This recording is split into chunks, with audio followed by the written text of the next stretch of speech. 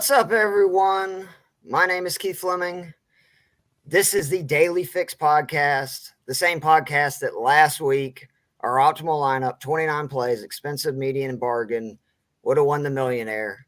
But did I win the millionaire? No. Did my brother from another mother and co-host Joe the Brain Mats, did he win the million? No. So we didn't do a very good job with our own lineup, Joe, but still very proud of that. Yeah, absolutely. I mean, one of these days, you and I are going to find that right combination in our own lineups, and we're going to make a ton of money. Probably not the million, but like, hey, I would take $500. Well, it would have won the 100K, which I've started doing the $3 entry. I do at least 10 every week. It would have won that too by a lot. Yeah. The Christian Watson play may have surpassed the Yami Brown play from earlier. I know he was more. He scored an extra touchdown, so I think that does it. And if you're wondering why it looks like I'm in a hotel room, it's because I am in a hotel room. I am live from Las Vegas. So if I say some stuff that doesn't make sense, I'm a little inebriated.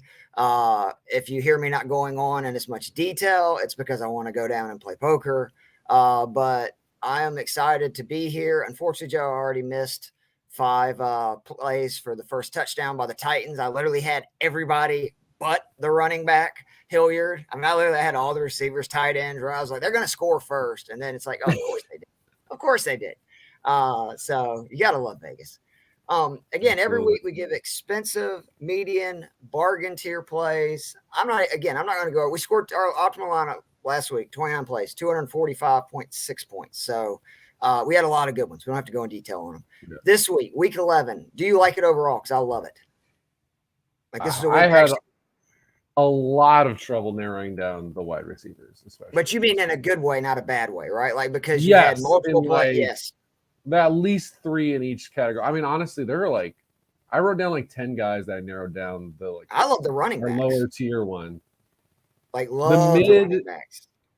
The mid-tier running backs I like a lot. And actually, there are a couple guys that I'll probably have to just throw out without them being my picks because I think there's a lot to work with this week, which would be great because we've only had like 1 or 2 real weeks where it's been like, oh, wow, this is a huge week. And then there's weeks where it's like, yeah, I scored 160 and I cashed out because scoring is down like 20%. So I think this is one of those weeks that bucks that trend.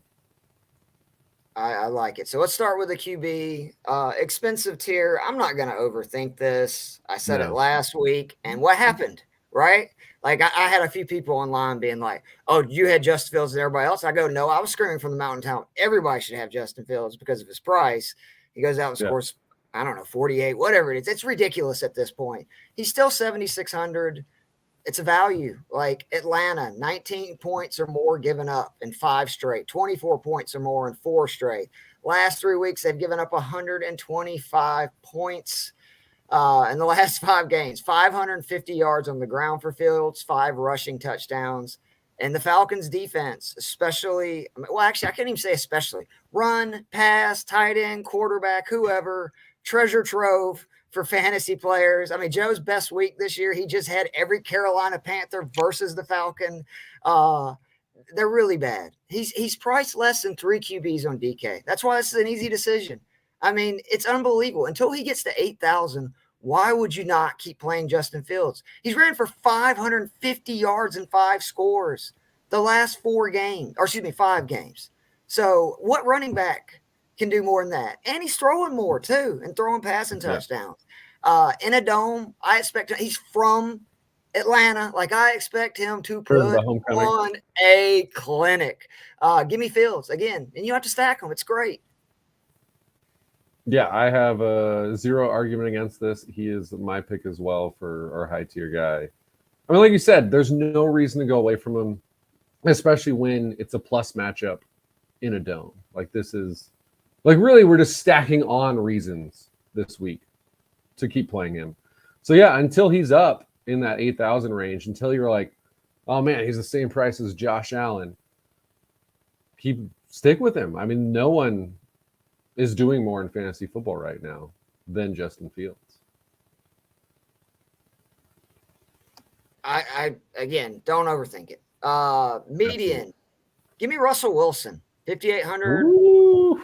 This is about Vegas, okay? This is not Russell Wilson. I'm not saying Russell Wilson is this great quarterback or the Broncos offense is anything that you really want to write home about, but Vegas, last 4 weeks, giving up 247 yards per game through the air and 7 passing touchdowns. You go, Keith, that's not that great.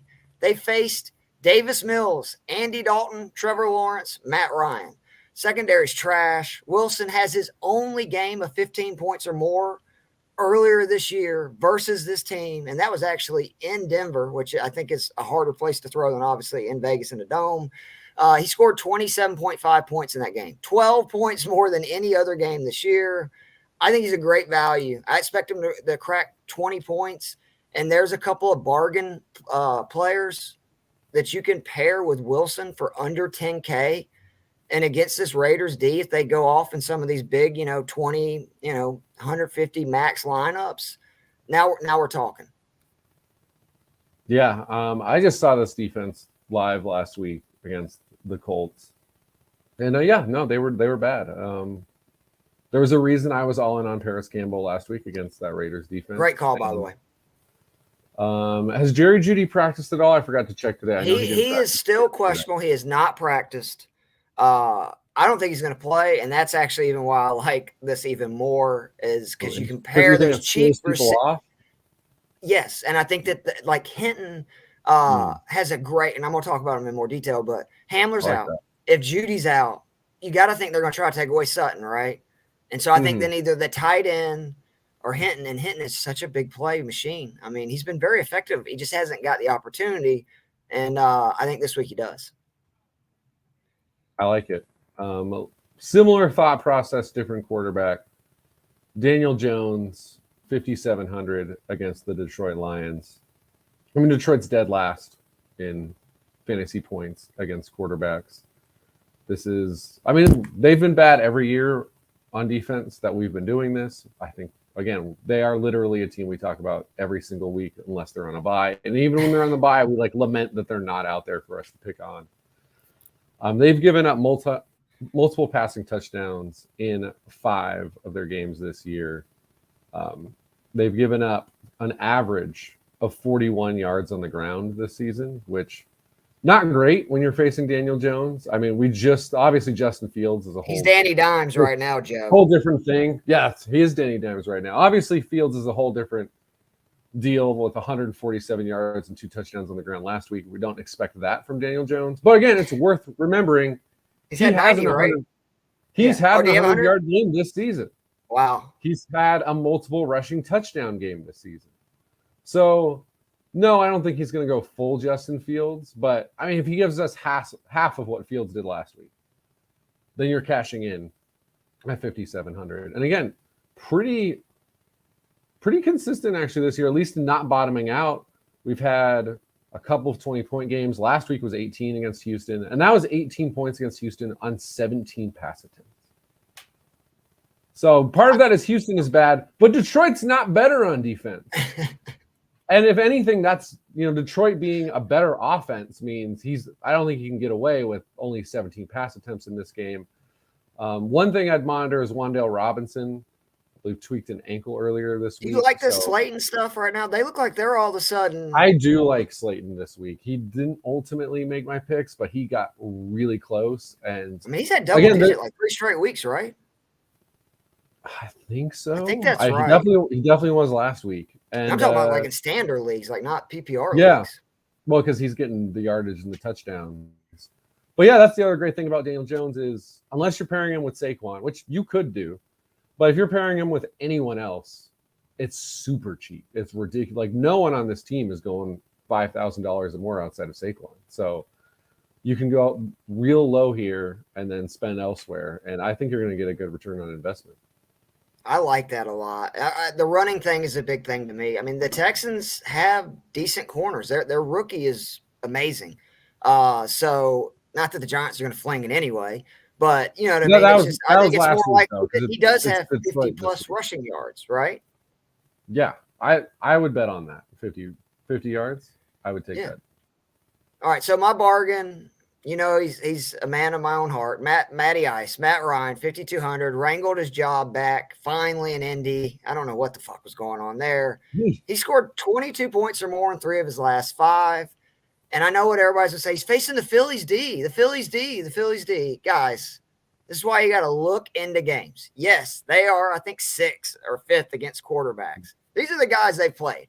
Jared Goff, Cousins in primetime, Carson Wentz, T-Law, Kyler Murray, Cooper Rush, Kenny Pickett, Davis Mills, Taylor Heineke. They should be first. If they were any fucking good, they'd be first with that QB list. What QB is scary? Cousins? Maybe, but he was in primetime. Yeah. I mean, you can't throw those. 3 of those games, they allow multiple touchdowns. They're struggling with receivers in the slot. And what do we know about Indianapolis Colts, Joe? They got a receiver, right? Paris Campbell. Been hot, right. 30 targets. I love Ryan with Campbell. Campbell is, I think, a guy that should have been picked up in every PPR league and potentially in standard leagues with Ryan starting the rest of the way. And just, I mean, you look at his usage the last 3 games with Ryan playing.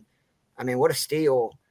I think Ryan scores 20 points, and at 5,200, you could pair him with Campbell again for under 10 grand. And now off we go if they have a touchdown and say they both score 20 points.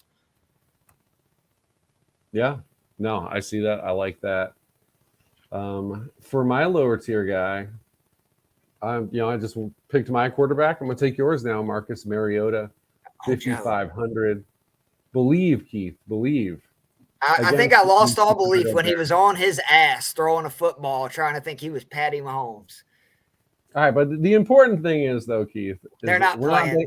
Yeah, you're right. Yeah, A, not playing a good defense, and B, we're not asking Marcus Mariota to be a good quarterback. We're asking him to be a productive fantasy quarterback, which that's true. Are not always the same thing. I got to remember that. I do. The old school Jameis Winston 5,000 yards, 30 pick season was proving week after week. I think he fell out of the top 10 slightly on points per game just because of the awful performance last week. But he's right there. I mean, to your point again, he's been all year somebody that has been really good for fantasy purposes. Yeah, I mean, you'd think, this is a team that does not like to pass the ball a lot. Still has 4 games with multiple passing touchdowns. We love quarterbacks who run. He's got 3 touchdowns on the year. He has 6 straight games with at least 24 yards on the ground. So we'll take those free points. And again, playing the Chicago Bears, this is what we want. This defense is 30th in DVOA against the pass. To really drive home how bad that is, that's worse than the Atlanta Falcons by exactly 1 spot. It's not necessary, Joe. It's true, but it's not necessary. And then, this is a team that's giving up 23 yards a game on the ground to quarterbacks. Again, Daniel Jones, 98 yards on 9 attempts. This was his 2 touchdown game against the Chicago Bears. And if there's one team that wants to run play action QB rollouts more than the New York Giants, it's the Atlanta Falcons. Oh, yeah. And I also think, I saw a thing, Kyle Pitts. I didn't quite have the guts to put him in my tight ends this week. But I saw the stat that he is 2nd in air yards over the last 3 weeks. Oh, they're throwing it to him now. It's just unfortunately Mariota can't get it to him. Right. Well, you only got, again, just hit 1. And Mariota's also thrown at least 23 passes in 3 straight games, which is not a lot, but in this offense, it has been. And anyone would know who's listened to what we were talking about Justin Fields earlier. We expect the Bears to put up some points in this game. So I was just going to make this point, Joe. Throw 12 passes. You got their last 3 games. They score 29. Cowboys score 49. Dolphins 35. Bears 32. Yeah. Lions 31. Bears 30. I think this is an over game, and I think this is a game you should be attacking. I got a few plays still coming from it, so I like that. And I mean, he's cheap. Let's move on to the running backs. My expensive tier, and I went back and forth. I was going to go back to my 6,500 and lower, but Jonathan Taylor at 7,800 is just too good of a value. It's too good of a value. He's under 8K for only the 2nd time this season. His last 2 starts with Ryan, someone the defenses can't completely stack the box against JT, 43.8 points. The Eagles have been giving up points to backs on the ground. You had 2 Washington backs score 14 or more points last week. Dameon Pierce had 130 yards rushing the week before. They've given 8 touchdowns to backs overall on the season. And I know you might be worried, well, what if the Colts fall behind? Well, Deion Jackson's banged up. He may miss. If he does, they traded away Hines. So all of a sudden, Taylor is starting to become a receiving back. And Ryan's 6 starts, he's averaging 3 receptions per game, not target. So that's 3 more points to add to him, which raises his obviously his floor. I just think that this is one of those deals when DK gives you a value, you take it. And it's not a terrible matchup, and he's underpriced. I mean, hey, I really hope so, because I'm on my last life in one of my fantasy leagues, and Jonathan Taylor needs to come through for me. I think the Colts are going to be a team to watch out for the second half. I really do. I think there was some bad voodoo there and they got rid of it. I know everybody makes fun of the Saturday deal. There's still a lot of talent on that team. Well, some of the bad juju was Jim Irsay clearly just forcing Sam Ehlinger on the team for a couple of weeks for no apparent reason, which I'm not quite sure why that happened. But by the way, how about that call last week? Matt Ryan's back. We called, you said Paris Campbell, and I brought up, well, I think Ryan might play. And you said if Ryan played in every lineup, and that was the only thing that saved me last week, as bad as I did putting our plays together, I did have Campbell in almost every lineup. So that was a great call by you. Who's your expensive tier, Joe? We don't usually do this, but I'm going with the most expensive. That's Saquon Barkley. Yeah. 8,900 against the Detroit Lions. I mean, once again, it's Saquon, it's the Lions. Saquon, number 1 in snap share among all running backs, 2nd in rushing attempts. He had 35 rushes last week. If you watch that game, I think that was kind of just the Giants are not, from a roster standpoint, better than more than maybe a handful of teams in the NFL. Houston is one of them. So even though they came out of the bye, this was not the most creative game plan. It was, hey, we'll throw in an extra tackle or 2 and we'll run it down their throats, and it worked. I think they're going to get more creative in this game, which is, again, why I like Daniel Jones. But I think that's good for Saquon as well, because we don't want him to actually carry the ball 35 times every week. But, I mean, he's seeing 20-plus touches at minimum. 20 is the floor. And against Detroit, think if the game's close, he's going to see 30 every week. You know what I mean? I think if it stays within reach, he's going to hit 30 touches. That's his floor. Yeah, and then Detroit, we'll take the touches. Obviously, again, I don't know if we want 30 runs every week, but if we get 23 and then he catches 5 passes, again, we want the receptions even more than we want the runs because it's PPR. And then, that defense just, again, they're awful. 27th in rushing DVOA. They give up 5 yards a carry to running backs. They've had 5 games this year where the opposing running backs have gone for over 100 yards. That's just on the ground. 4 games where they've scored multiple touchdowns. So, I will pay up for this, at least if you're in a smaller pool. I just think his floor is so much higher than everyone else's floor. And then his ceiling is still as high as anyone's. So, if you want to go cheaper, I think, Taylor, like you said, is a good option. I think Josh Jacobs and Joe Mixon are interesting options this week in the mid 7,000s.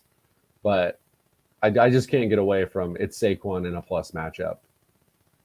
I like it. Again, Barkley versus the Lions. To me, the big thing if you're doing somebody that expensive, whether it be the receiver or the running back, you need to make sure you have several cheap plays that you feel comfortable with putting in, lineups. Because to me, if you're going to use Barkley, you believe in him, so you need to have him in most of your lineups. And you know what I'm saying? And you need to try to build a lineup around him.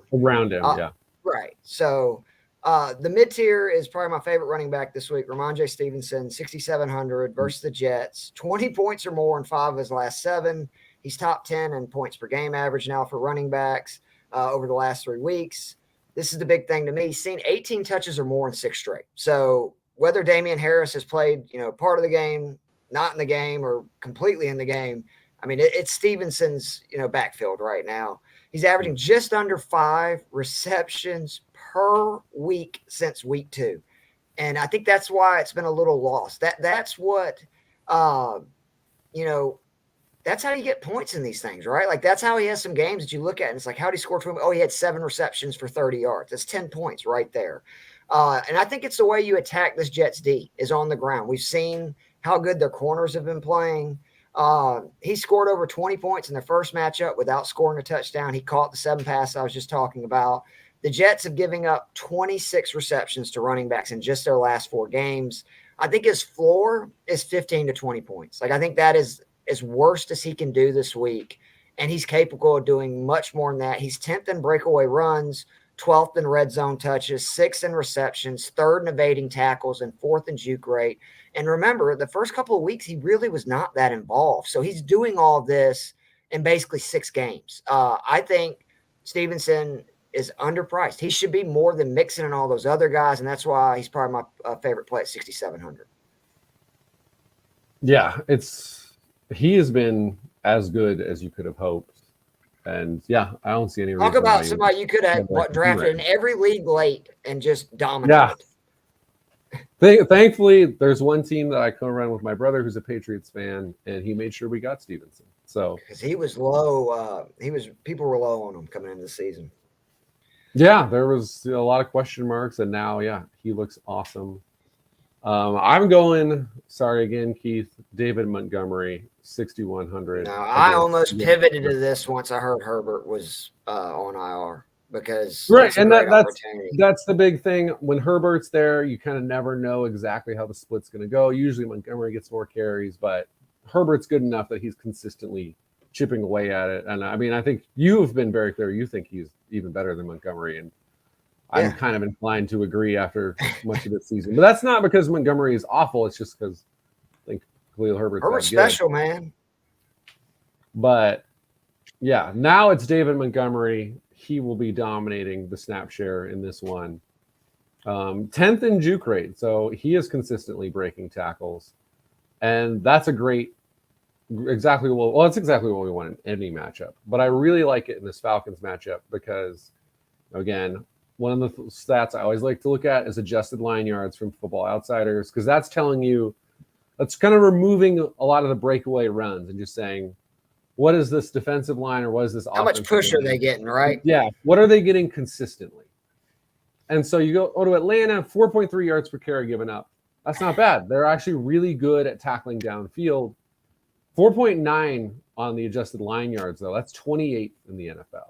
Oh, you get 4 or 5 yards on us all day. Right. So you can just continuously get that 4 or 5 yards. And we've got a guy who's great at breaking tackles. That's exactly what that means. We're guaranteed 5 yards. I'm not liking this matchup. Yes. With Fields and Montgomery. Because it's not just that Herbert's gone. It's that all eyes are on Justin Fields now. Like, you look, just that replay of that run he had last week against Detroit, which is just that was incredible. An absurd touchdown run. So yeah, every time they do a play fake or something, you've got to half the defense is going to be rolling with Justin Fields because he looks even scarier than 98% of the running backs in the league. So that's just all the more opportunity for Montgomery. And yeah, at 6,100, I think he's very reasonably priced considering Herbert's out. I love that. But what about Ebner? Do you like it? Because I think he would be worth, I don't have him on my list, but I think he's worth a stash, like a play this week, because the Falcons are so bad. Say the Bears get up, or just say he gets, 75% of what Herbert's been getting the last month. Sure. It's just, what is he? Is he 4,000? How much is he? I would guess. Sorry, I didn't look it up. 4,200. There you go. That's what I'm saying. You could, The other thing with running backs especially, I think it's kind of bad to even think this. I mean, you don't feel good thinking this way, but I think it's also dumb unless we're talking about running backs. He's one injury away from now being the main guy. Oh, yeah, no. And Montgomery's the guy, right, that's hurt all the time. Yeah, I mean, Montgomery has already missed a game this season. So, yeah, I think, if you're doing like the Saquon spending 8,900, then that's a potential move to save money at your other running back spot. All right, so my bargain is the next best thing because that's a true bargain potential. But this one is a bargain that I'm pretty confident. It's Brian Robinson Jr., 5,300. If you listen to this pod, you already know why. He's playing Houston. And I don't know what to say anymore. They're terrible. Like, they're bad. They're so bad against the run. I give a running back every week against them. Every week, I think since like week 3. The Cliff Notes, they're just bad. They're garbage. Barkley did not become the 6th running back in 9 games to score 30-plus points, but he scored 26. I mean, it's just unbelievable. You think about that. There is now 6 games of 9 that their running back has scored 26 points or more that faced against them. He's cheaper than Gibson, which is ridiculous, by the way, people. I don't know what they're doing in Washington either. They keep flip-flopping this, but if you look, I was going to say, that's the only question I have. But if you look at it, Joe, I think what it was he got shot, obviously. And they didn't give him a lot of carries when he first got back. And it looks like now they're ramping up. The last 2, he's outrushed him 39-26. That's a pretty big difference. Well, I mean, he had 26 carries last week. So I think Gibson had a bunch though too, didn't he? I mean, he had like 15, didn't he? I think he had something like that. But yeah, if you're giving a guy 26 carries, it's safe to say you're no longer treating him with any sort of kid gloves. So I think he's been a good runner too. I mean, like, he's been good. He's done okay versus some tougher matchups. This is a cake match. I mean, I don't know the adjusted line numbers, but I can tell you every week that I watch a Texans game, I see a running back just running through a hole. It seems like every other play. So, I mean, we were disappointed Barkley scored 26 points. That's how bad they are. Yeah, no, and the actual adjusted line yards, they are 31st in the NFL. Only Green Bay is so they're worse. Just bad. And then, when you just do regular yards per carry, only the Chargers are worse. So they are legitimately bottom 2, like, across the board. Who you got for your bargain? Oh, I'm co-signing it. Like, okay, to me, well, that makes me feel better. Yeah, to me, Houston really is that bad. And yeah, Washington clearly, I think obviously some of what they did against Philadelphia was they just decided, let's try to control the clock and keep Hurts off the field. But I think this is generally what their formula should be, which is a heavy run game and then just throw deep to McLaurin and hope that's enough. And yeah, he's the cheaper running back by 300. So, I think, Gibson's not a bad play, but when you can save money and get the guy who had 26 carries last week, I think you do that. And again, the touchdowns they give up, it's just outrageous. It's every week. I think it's every game. I'm pretty sure they've given up a rushing touchdown. Let's move on to the wide receivers because I like this group a lot too this week. Yeah. Expensive tier, CeeDee Lamb, 7,500. Boy, Minnesota has kind of quietly became a treasure trove, Joe, for passing, like receiving tight ends. For those that are like me that were disappointed in Lamb's 2022 season, we just need to remember that it started so slow because Dak was hurt. And now that Dak's back, goodness gracious, 23.47 points per game over his last 3. 3rd among wide receivers playing this week for that time span. In those 3 weeks, 28 targets, 20 receptions, 3 touchdowns. That's why we were so high on him this summer, was we said he's going to get a huge target share. He's a super talented guy. He's got a good quarterback. And now he's facing Minnesota secondary that ranks 29th versus wide receivers on DK, a team that really struggles with number 1 receivers. In the last 4 weeks, Joe, they faced Tyreek Hill, DeAndre Hopkins, Terry McLaurin, Stephon Diggs. Over or under 30. How many receptions do you think they had? I'll take the over. Over under 35. Oh, man. Okay. How many weeks was that again? 4. 4 weeks? Ooh. I'm going to guess barely over. How about over under 40? God, I can't. Is it really over 40? 41 receptions for 520 yards. Oh, my gosh. In that time period, Tyreek Hill finished 3rd that week on DK in scoring. Not receiver, overall. Stephon Diggs finished 2nd. That was that receiver. DeAndre Hopkins finished 2nd. That was that receiver. And then this last week, last week, Stephon Diggs, 12 catches, 128 yards. I don't think they can stop CeeDee Lamb. They couldn't stop any of those other receivers. I like the Cowboys a lot in this game, and the fact that they're favored by 1 in Minnesota makes me feel so much better that Vegas is like, yeah, come on, you suckers, put your money on Minnesota. Go ahead. I'm serious. Like, when they put that line out, when a team's 7-1, the other's coming off the worst loss imaginable. One's coming off, the biggest win possible. Right. I think they know they can't stop Dallas. I think Dallas is going to move it up and down the field. I didn't play Dak, but I love Dak with a Lamb Schultz stack, and I will have that this week. So, but Lamb is my expensive tier wide receiver. Yeah, this was every receiver spot was so hard to narrow down. Lamb was one of the 4 guys who was my finalist in the higher end. So I'm 100% with you on that. I'm sticking with what works here. Stephon Diggs, 8,300. I mean, talk about a guy who went from I'm not going to play him at all, 0 chance he's in any of my lineups, to lock him in to maybe all of my lineups with them moving this game to Detroit. Because what a break for the Bills.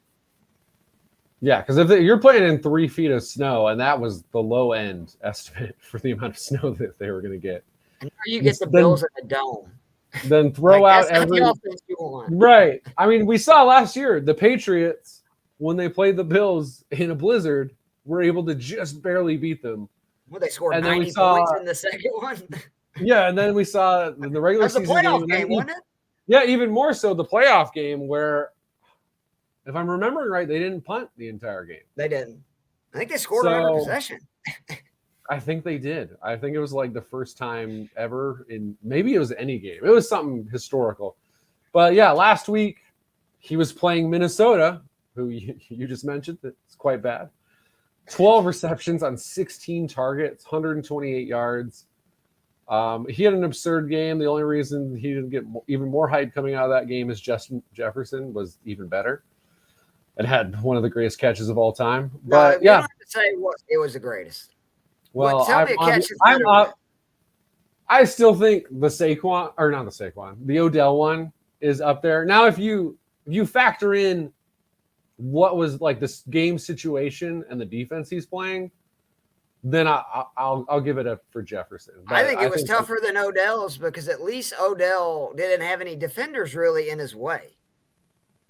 Yeah, well, he was being interfered. They threw PI. Well, that's what I'm saying. I'm saying like there was significant traffic on that catch. To me, that's what made that so amazing. There was 3 fucking defenders there. I mean, the point is, if we have to split hairs about whether or not it was better, touche. It was freaking insane. They were all great. You're right. But yeah, Stephon Diggs. I mean, I mentioned this last week. He has yet to have a game under 14 points on DK, so basically in PPR. And every single game where he has scored a touchdown, he's hit at least 25. And last week, he didn't even get the touchdown, 27.8. And then what I love about this, too, is I don't believe in this Cleveland defense at all. Like Myles Garrett is great, and the rest of this defense you can take advantage of. If you go by the PFF wide receiver versus corner matchup, this is the 5th most advantageous matchup. And 2 of the others are just Niners guys against the Cardinals because the Cardinals have bad DBs. So, yeah, Stephon Diggs, there's no reason to doubt him. Now that he's in the dome, obviously they did not set this price, 8,300, thinking, he's playing in a dome. Because there's no way you're spending more money. Well, I mean, Cooper Kupp's on IR and he's priced higher, so that doesn't even matter. But yeah, you got Jefferson and Adams who should both play, but both have questionable tags, so they're at least banged up. And you'd rather spend more money on those guys than Diggs in a dome? No, absolutely no way. He's outscoring now after Kupp's last week. He's the highest scoring receiver in football, and he's priced as the 4th highest this week. So, yeah, I'm throwing him in a bunch. In any lineup I don't have Saquon, I'm 100% having Diggs. All right, my mid-tier. Do we share Boyd? We do not, but I love this play. I was going to say, because I was going to let you go first because I figured that you probably did. I do. I love it. He's 6,500 at Pittsburgh. Now, I'm going to tell you, this is dependent. Have they ruled Chase out yet? I haven't seen anything ruling him out, but I've also seen – oh, no, he is now ruled out. Yeah. Okay. So I don't have to give that cat. I was going to say if he plays, I'm still pivoting. So he's facing a Steelers defense that is bad against the pass and worse versus slot receivers. They give up 12 receptions per game to receivers in the slot and 125 yards per game to receivers in the slot. Boyd is second in the NFL and snaps from the slot. The big deal with Watt back, this Steelers D is completely different. I argued on the TSS Fantasy podcast that the Pittsburgh D is probably the one on the waivers I want more than any other right now. They've been incredible in the games Watt played. They're going to get pressure on the Bengals, making it even more likely that he gets more targets and than he normally does. In week 1, he scored 13.3 points and saw 7 targets with Chase and Higgins playing because Pittsburgh, again, was getting so much pressure on Burrow.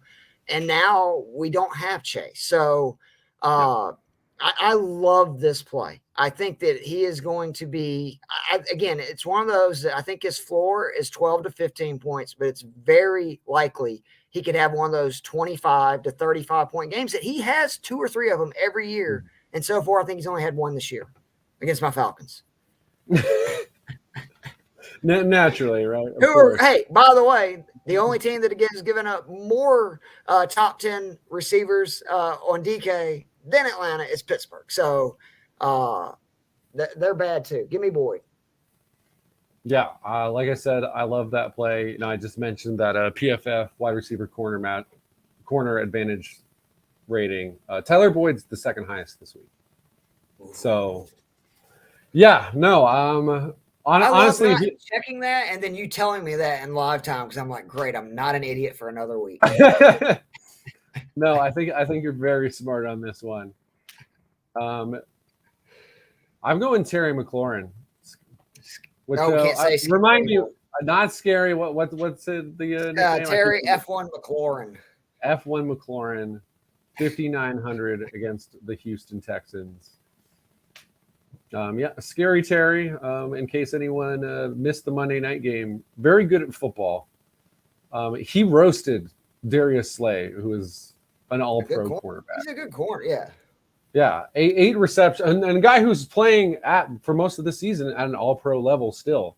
So this was not like, oh, he's fading or something. Like, no, Slay's been awesome. McLaurin was just better. 8 receptions, 128 yards last week. Basically, as soon as Heineke came into the lineup, we got the Terry McLaurin. Well, I don't know if we all love and remember because I'm a Giants fan, but for fantasy purposes, we all love and remember. Can we just get this guy a quarterback, though? I mean, I know it would be nice if he had a quarterback who was, both good. Give them Jimmy Garoppolo. You know what I mean? Like, whoever. He is an 100% route participation rate, unsurprisingly. Wow. He's easily their best player. No one has run more routes this year so far. Now, obviously, part of that's, they haven't had a bye, but 361 routes. He's 7th in air yards. His target share doubled going from Wentz to Heineke. Is that really? It's doubled? Yeah, I saw a stat. What's he at, like 20? He's only at 20% on the season because it was at, I believe it was like 16% with Carson Wentz, and now Heineke's throwing it at like 30%, but they haven't thrown as many passes. But again, that more than makes up for it when you're seeing that volume. Again, 4 straight weeks, he's hit 10 points. He's hit at least 8 targets. And the sneaky thing about this matchup against Houston is if you just look at the DK thing, you're like, oh man, they're 3rd against wide receivers, which is mostly because they're so bad against the run. They're so bad against their, yeah. Which again is why we love Brian Robinson. But the sneaky thing is they've still been really awful against number 1 wide receivers. They're giving up, per Football Outsiders, 82 yards a game to number 1 wide receivers. That ranks 26th in the NFL. That is only 1 spot and a half a yard per game better than the Minnesota Vikings, who we just discussed as being a team you want to play receivers against all the time. So, yeah, they don't end up giving a lot to the other guys because, in general, you can run it 30 times for 150 yards against them. But they are legitimately still really bad against the pass. And so when you have a guy like Terry who's getting that 30% target share with Heineke, he's going to put up numbers. I like that. Terry, he's the guy this year that feels like they're not adjusting his price, and it's just not going up as much as it should because he's one of those guys, he could literally put up 30 points or more at any time. And there's not a ton of guys that can do that. My bargain tier, favorite play this week, your boy, Pierre Campbell, 4,300 versus Philly. It's very simple. Last 3 games with Ryan at QB, 32 targets, 24 receptions, a touchdown in all 3, over 200 yards receiving. He's now facing Philly, who is 7th worst against slot receivers, giving up 12 receptions per game and 11 touchdowns to receivers from the slot. Pierre Campbell has the 2nd most slot snaps in the NFL and is 3rd in routes run. 4,300 is so disrespectful. I think Philly's going to come out very good in this game, and Indy's going to be in a throw, have to throw it a good bit to kind of catch back up. That's even better for Campbell. And we know they're going to do everything they can to shut down Pittman. And that's going to leave Pierre, doing his thing. I think Taylor's going to – I think the Colts are going to be in this game, and I think Campbell scores at least 15 points. No, I'm 100% with you. Again, I looked through – there's a bunch of guys in this like mid-high 4,000, low 5,000 range where I'm like, I could see that guy doing well. Like this guy could be good. I think for the price, I don't think there is a better low tier guy. Again, because as you just mentioned, with Matt Ryan, and like I said last week, with Matt Ryan's out there, he's cooking. Like it's great. And again, you can argue he's a wide receiver too in standard leagues. Right now, based on just still a relatively small sample size, but the last 3 games we've seen with Matt Ryan, absolutely, he can be that. And yeah, I don't expect them to shut down the Eagles, so they will again have to throw a bunch of passes. And then Pittman is a good enough receiver. He can do some work, but again, Slay and Bradbury are really good on the outside. So the way you want to attack this Eagles defense is in the slot. And 11 touchdowns is absurd. Like I had to double check it. Like I said, there's no way this is right. It's right. They've given up 11 touchdowns to receivers just in the slot. Yeah, so if we go with a guy who, again, last 3 games with Ryan, he's averaging over 10 targets a game against a team that's given up 11 touchdowns in the slot. So I fully expect him to come through again. I'll be surprised if he doesn't give us at least 15 points. There you go. And the same one with me.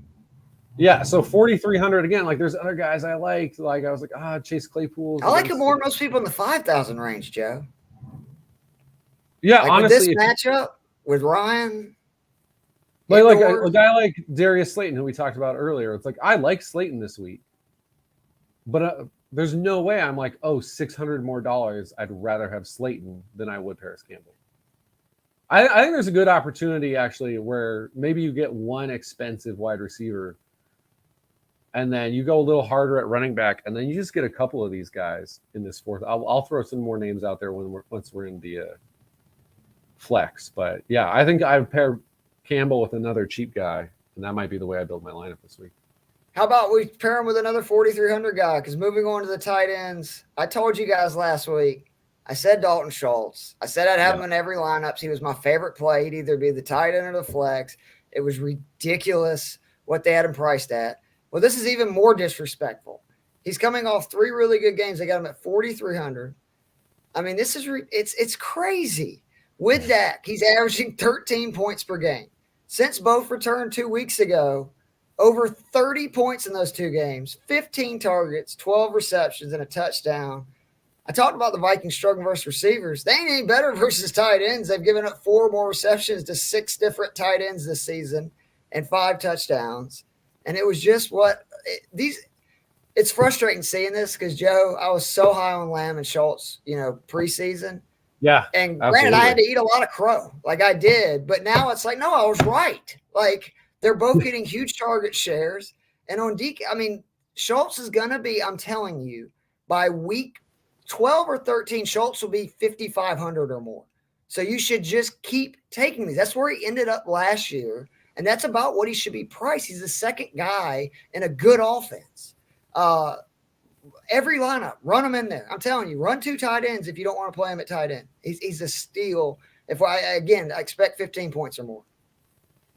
Yeah, you and I, even more so you, because you kind of were the one who talked me into it, but we were very high on Schultz in the preseason. And then, we were pretty disappointed early on. And then obviously part of that was that Dak was not the quarterback, and then Schultz and he was hurt too. Yeah, so now that we've got both of them healthy, we're seeing what we thought we would see at the start of the season. And it's super productive. I know in one of my leagues, I have Dallas Goedert as my tight end. And I was like, oh, Schultz is coming back. Like, I don't normally carry 2 tight ends in most fantasy leagues. But I was like, you know what? I can trade him, or he's insurance, or he could even be a flex some weeks. Thank God I picked him up because now Goddard's on IR. I know that sucks. And I don't feel like I really lost anything because I think Schultz can consistently give us what we've seen over those last 3 weeks. So yeah, 100% with you. 4,300 against the Vikings defense that's mediocre against tight ends. So yeah, he's 9th in target share or target rate among tight ends. But again, that's counting the games where he was banged up, where Dak wasn't out there. So now that Dak's there, I think he could be a top 5 tight end the rest of the way. He probably will be. He should be. Median tier, Tyler Conklin, 3,400 at New England. The Pats give up almost a touchdown per game to tight ends. It's like, I think, 0.79. Conklin had a huge game versus them last time. 6 catches, 70 yards, 2 touchdowns, scored 25 points. I think it's like 25.9 points. And the deal is both teams coming off a bye. I can promise you that Belichick is not stressing over Tyler Conklin. They won the last game with him going off. He's again going to be saying, go ahead, Zach, throw it to Conklin all you want. Right. But they give up touchdowns. So, I mean, if he scores a touchdown, I think at 3,400, and Conklin could easily have, again, 15 to 20 points. He had 25 last week because he scored 2. Last game versus him. But I just think in this matchup, obviously you're going to be trying to stop Garrett Wilson. They're going to try to eliminate the run game to make Wilson throw. And I just think Conklin's going to have a lot of space against the defense that gives almost a touchdown, per game to tight ends. I like it a lot. I'm going with one of your guys, which is Hayden Hurst at 3,500 against the Steelers. I almost went with him. Yeah, he's been, really look over the last month and a half, super consistent.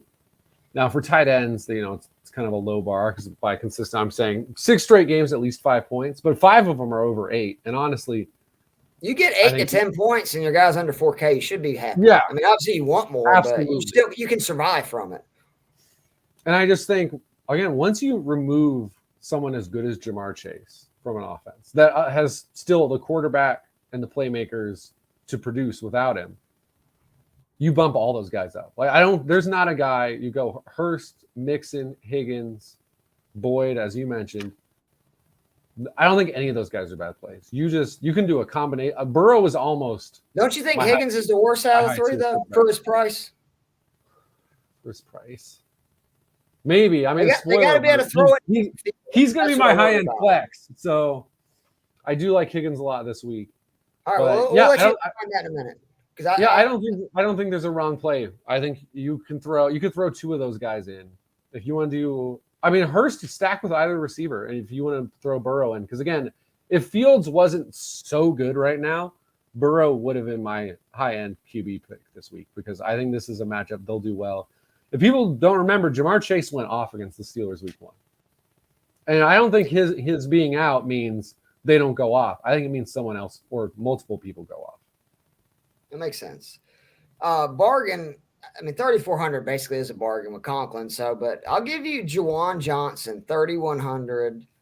It's not a great matchup, but I'm not scared of the Rams. And the big thing is, this dude scored 12 points or more in 3 or 4 at a position that, you get 12 points, you're giddy. At 3,100, you get 12 points. I might do a backflip.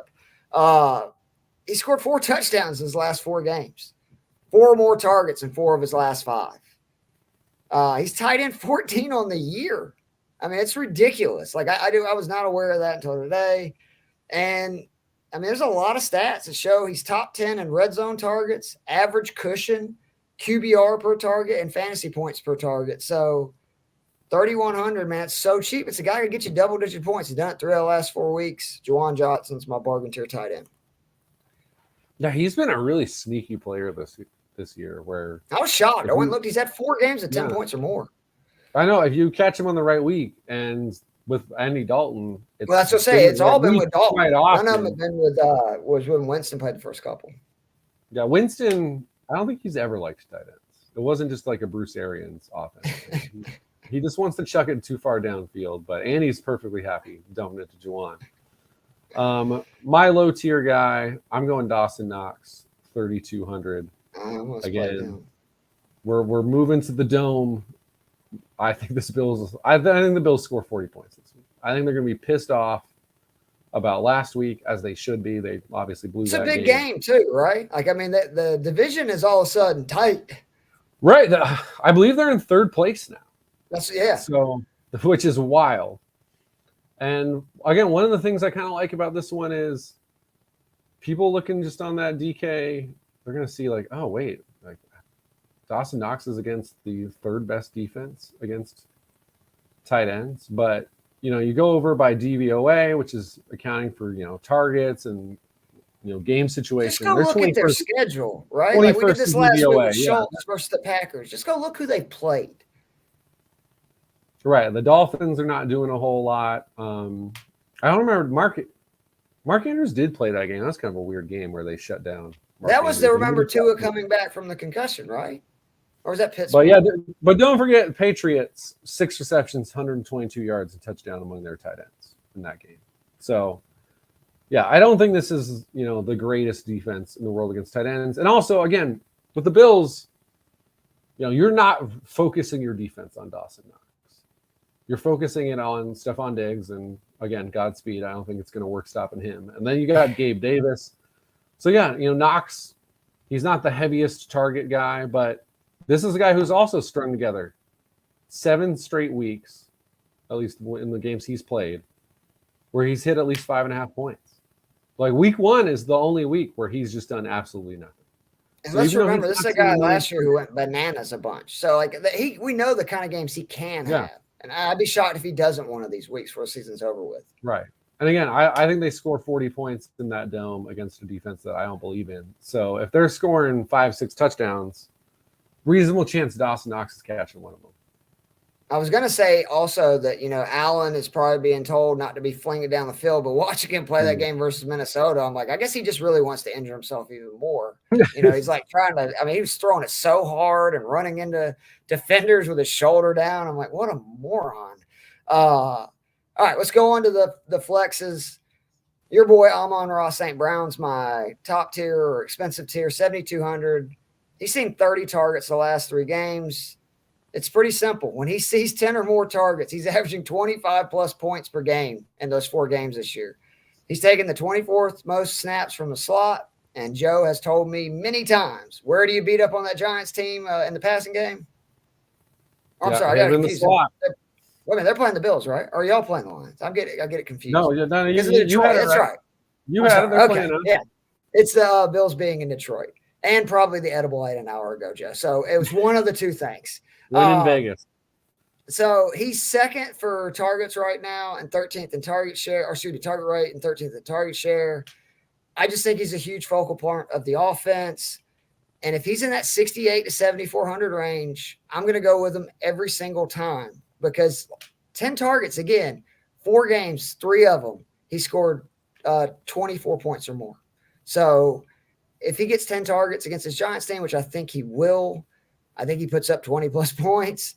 And he's another guy that has the chance because he hasn't really scored a lot of touchdowns this year. If he gets the games like he did last year where he was scoring multiple touchdowns, I mean, he had some 30-pointers, I think, the last few weeks. So I like St. Brown a lot. I think he's a real value at 7,200. I think him and Lamb at 7,200 and 7,500 are very affordable in lineups, and both could have monster games. No, I 100% agree with you. I'm very scared about what Amon-Ra St. Brown is going to do this week. Yeah, honestly, T. Higgins, like I said, he is my high-tier flex, 7,100 against Pittsburgh. One of the reasons he's my choice is when I was looking at all the high-tier wide receivers that I liked this week, I narrowed it down to 4 guys, and it was Diggs, Lamb, St. Brown, and Higgins. And you covered the other 2, so I'm like, hey. Let's cover our bases, right? Let's throw T. Higgins in there because, again, I think Yeah, the Steelers' defense has been awful against wide receivers this year. Again, Jamar Chase, I don't have the numbers in front of me right now, but he had a massive week 1.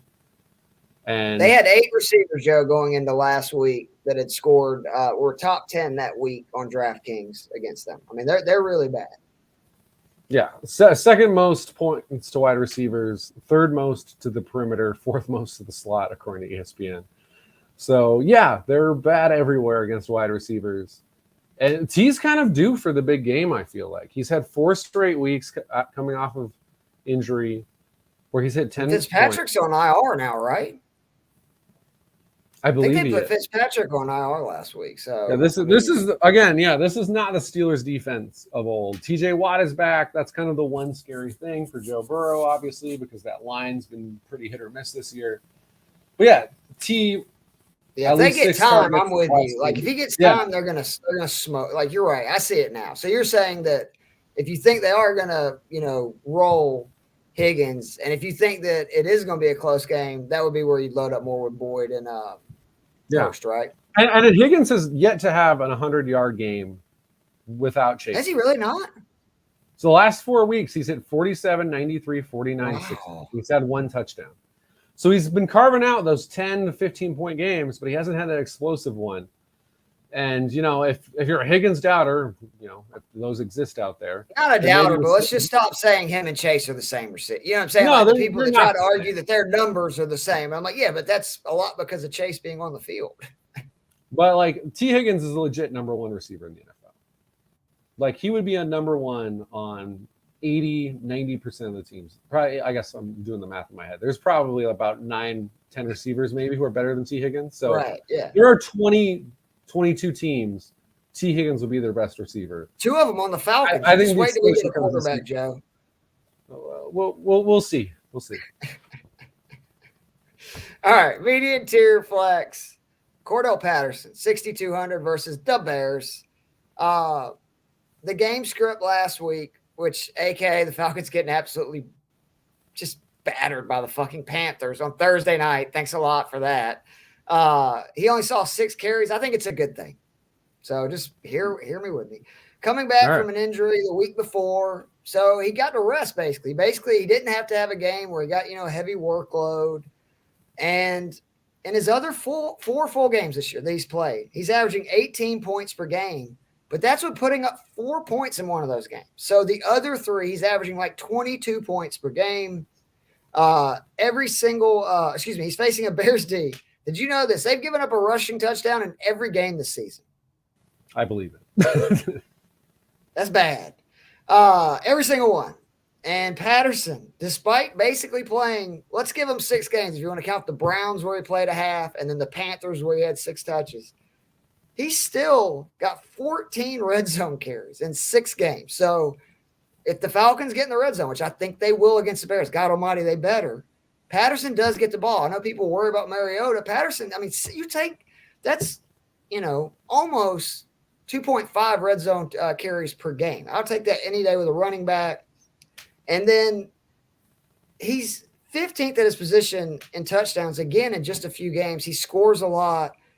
And I think, as we talked about earlier, the Bears games are now shootouts. I think the Falcons-Bears game is going to turn into one of those. And if that's the case, Patterson will have 20-plus points because I don't think the Bears can stop him. He'll be a little bit healthier, and I just think he's going to at least score 1 touchdown, maybe 2. No, I love it. And along those lines of thinking, Darnell Mooney, 5,400 against your Atlanta Falcons. I actually think that's a great combo play of Patterson-Mooney because, I mean, both of these guys are really kind of game script proof because Patterson can be used in the passing game as well. But if if Atlanta takes the lead, even better for Patterson, probably even better for Mooney. I think Mooney's gotten, obviously he's getting a little more hype right now, but I think he's a little underrated where we've now had 7 straight games where he scored at least 7 points, which isn't, some incredible number. Can I say I was right about him in the preseason now, too, Joe?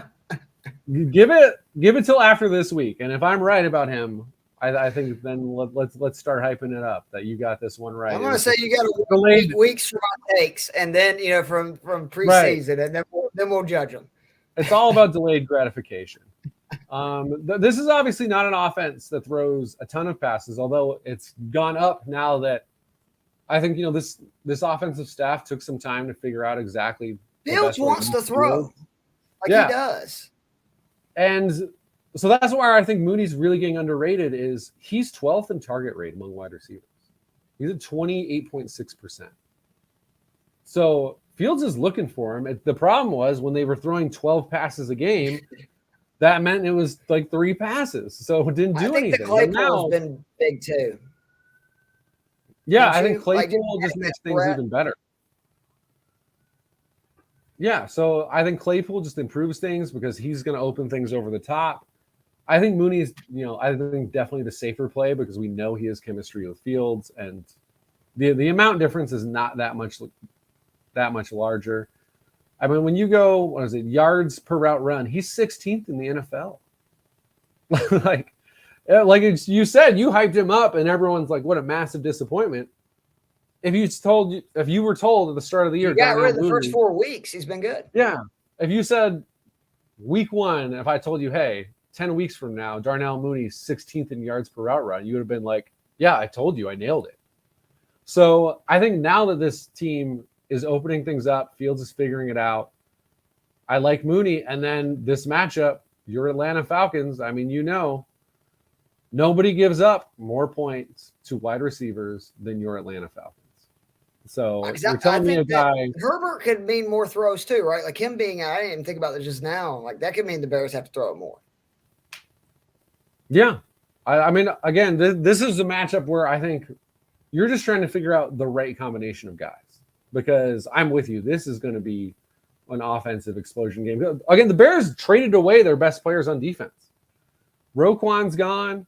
Their best pass rusher and their best tackler is gone. Yeah, so they traded away the defense. Atlanta never really had a defense, and the defense that you had is banged up.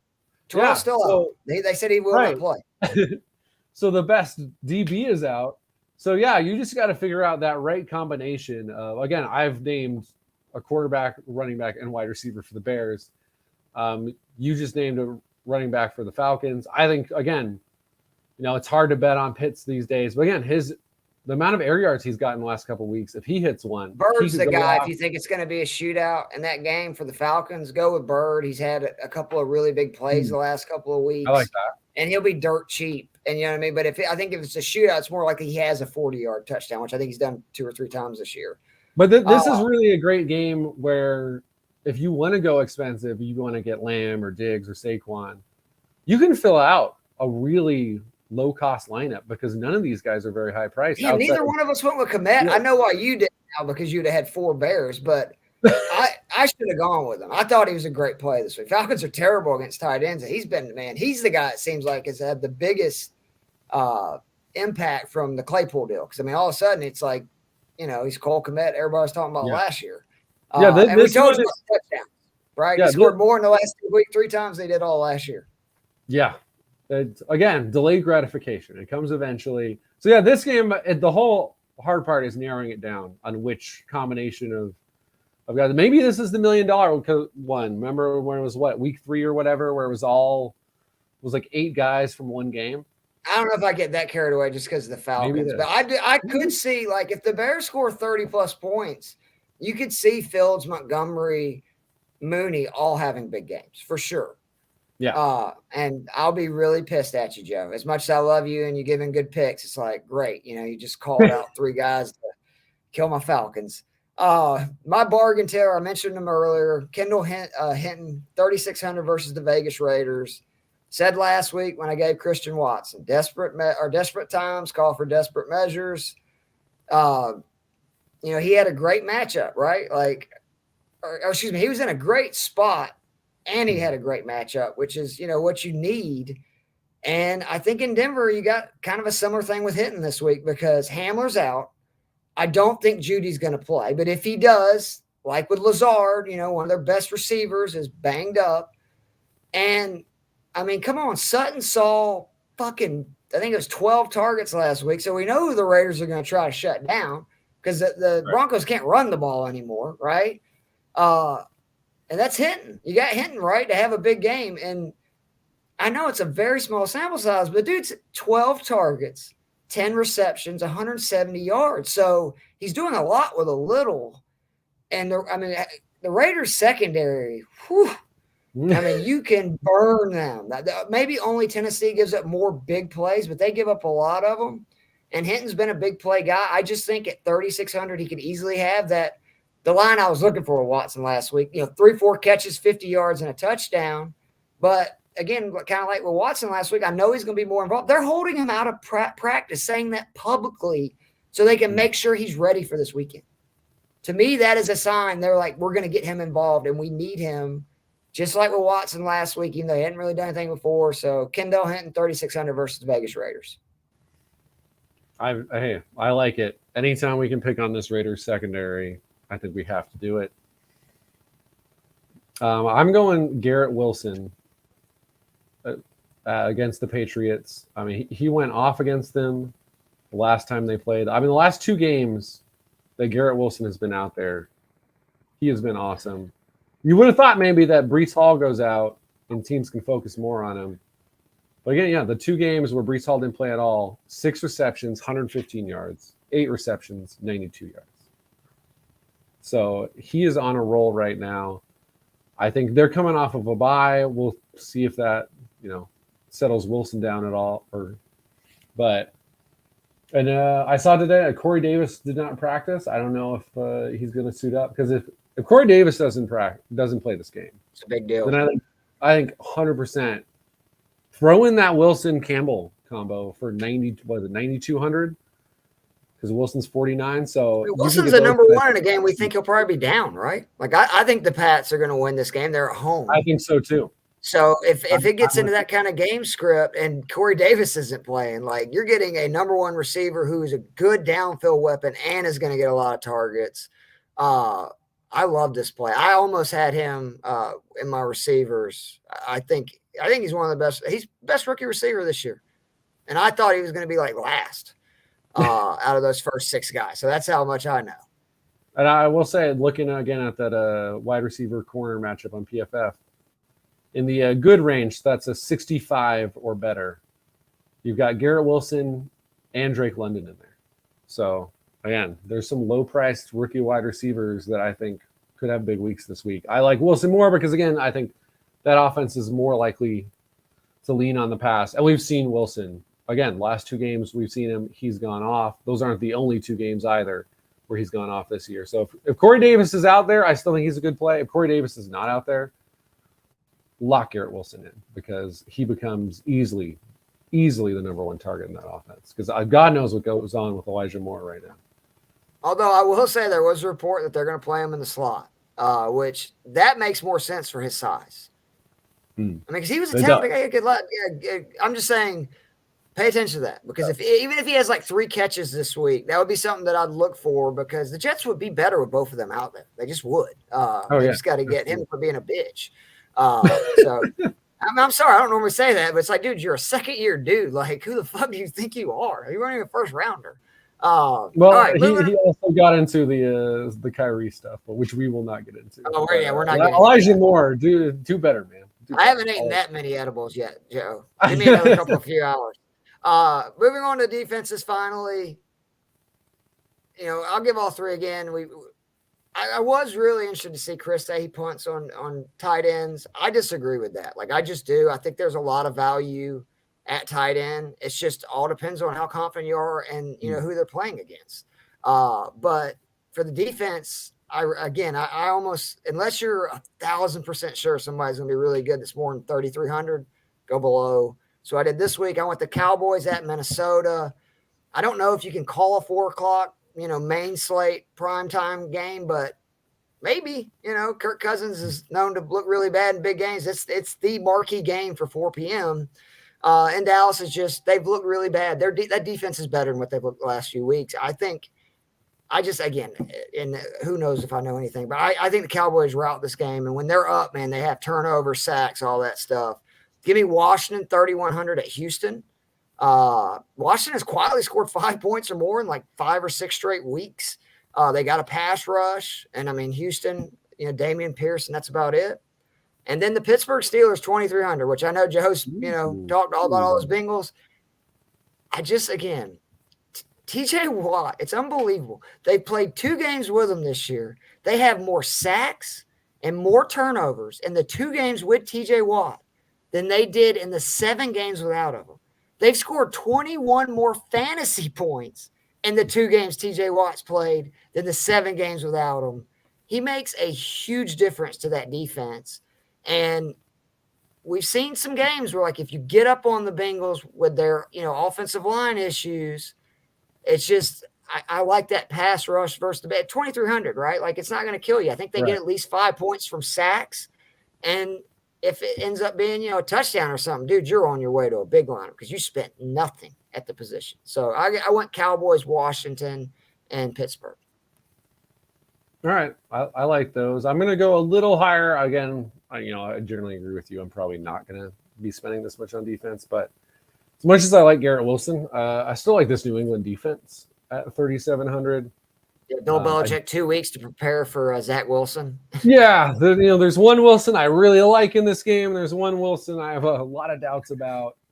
And so, yeah, I think, Garrett could easily go 8 receptions, 115 yards, and there could be 3 turnovers by the Jets and a pick 6. Isn't that what he did last time? I think it's about how the game was last time. Let's see. Patriots had only 9 points. So, which, again, we'll take most weeks. I'll take 9. The Patriots have been a defense, though, that's had a couple explosive games. They've had 4 double-digit games, 26 against Indy. Granted, that was not the Matt Ryan Colts, so caveat there. But this is a defense averaging 11 points per game on DraftKings, and they're the 4th most expensive against, again, like you said, Zach Wilson with extra time to prepare. So love that. Probably my favorite play is the New Orleans Saints against the Los Angeles Rams. That Rams O-line is an absolute disaster. I actually forgot to even look because, honestly, it doesn't really matter to me about this play. Like, I like it more if Matthew Stafford. I was about to ask you about Stafford. But if Matthew Stafford is playing, I'm still going to be locking this in a lot because it's not like the offense has been good with Stafford. It just gets even worse without him. And this is the Saints D. They just had 6 sacks against Pittsburgh. And yeah, you might say Pittsburgh, not a great offensive line, not great quarterback play. But, if you've watched the Rams, this team's, like I said, it's a disaster. This is the worst offense the best offense for opposing. Definition of a Super Bowl hangover at this point. Yeah. And then on the other end, this is going to be, again, a little counterintuitive. But the Houston Texans against Washington, even though I picked a bunch of Washington guys, I'm still a little like, does the Heineke magic continue? Because if it doesn't, there could be a couple turnovers in this game. That team's been skating by with a lot of close wins, which, to be fair, that's all my Giants have done all season. But I can see that one going. I think the Raiders is also an interesting one because that's kind of like the totally movable force or whatever it is, whatever the reverse of that saying is. That's what Las Vegas Denver is with that offense and that defense. So I think those are 2 interesting ones just because I can't trust the Denver offense at all, and I don't trust Taylor Heineke, even if I don't like the Texans or Raiders defenses. I just think if you're throwing darts, throw darts against offenses that you don't trust. But to me, though, I'm locking in New Orleans in a bunch of lineups this week. Although I do also like that Cowboys one because I'm with you and I'm with Vegas. I think Dallas is winning that game. And if you think Dallas is being Minnesota, you've got to expect there's a reasonable chance of a Kirk Cousins meltdown. That's cheap, too. I mean, that's cheap for a Cowboys D. Right. I mean, I think, yeah, you're talking about one of the 5 best defenses in the NFL at 3,200. So I like that. And then, yeah, with the Saints, I'm getting one of the 5 worst offenses against the Rams at 3,000, which I think I've said that like every single week the Rams keep showing up. They're like opposing defense is priced at like 3,000 or less. I'm like, Cardinals last week worked out for us. I'm going to keep doing it. There's no reason to stop until they price it differently. Or they play the Niners and it's $5,000. So have you seen Joe? Christian Watson now has 5 touchdowns in the last 2 games. He has 2 catches for 22 yards and 2 touchdowns tonight. So that's pretty good. The Packers alive. Well, they're still down. But I mean, if we pull this game out, though, this is. I mean, you beat Dallas and. No, We were talking about it. Tampa and Green Bay are both, to me, if you're looking for a future play that's still alive, those are two teams that, like, it would not, like, shock me if they got hot, got into the playoffs, and just because of the quarterbacks, right? Like, well, I'm calling it now, Keith, that round one, the 3-seeded Buccaneers against the 6-seeded Giants. Get ready. We're going to try to end Tom Brady's career. Why don't y'all be the 6 seed? Who's going to be the 5? I think Dallas is going to catch us. They're better than we are. And look at their schedule. Look at y'all's. Again, y'all got the Texans this week. I still think this Giants team is going to crash back down to earth for a little bit. And I think probably finish 10, 11 wins. I think Dallas edges us out on a tiebreaker. But I want Tom Brady. You want to go for the third win, and I want the third one. I want the final one. I want him to retire. I didn't want him to retire last year. I want him to lose to the Giants to retire. Although he'll probably just come back just because he doesn't want to end it that way if that happens. But that is what I am sure. He might chase Giselle. Who knows? Well, I appreciate you. Again, man, I can't believe how good our picks have been this year. We appreciate all the support. Seriously, like the guys that reach out to us about our plays or send us notes about good lineups, absolutely. Like that stuff makes us happy. Like it would make us more happy if we were winning a bunch of money and not, helping other people. But it does feel good to help others too. So we do appreciate all the support, and we hope the picks stay hot. I mean, it's really has. It's almost at this point now where we're just waiting for a bad week, but. What did Belichick say? On to next week, right, Joe? We're sticking to the process and on to next week. So, Joe, I will let you know. About to go play in a $75 no limit hold'em. That's right. Sit and go. Let's hope I don't fall asleep. But because it said on those edibles, it said wait half an hour to an hour to full effects. That's literally what it said on them. And I was like, oh boy, this could be interesting. About right when I finish the podcast too. So, but I do enjoy you, buddy. And be sure to check out Fantasy and Frames. Follow the Fantasy and Frames Twitter, the Daily Fix Pod Twitter. We have a YouTube channel. That's Fantasy and Frames. The morning show on Sundays, all the podcasts on the podcast network, a lot of great stuff. A lot of people that, take a lot of time and effort to give good information to y'all. So if you have a chance, check it out. It's worth a read for sure, worth a listen. But for Keith in Las Vegas, hopefully I will still be upright in a few hours. And Joe the Brain Mats, this is week 11 of the Daily Fix podcast. And I forgot because I'm a little stoned where the video is, Joe. Here we go. Let's get that outro. We'll see you guys soon.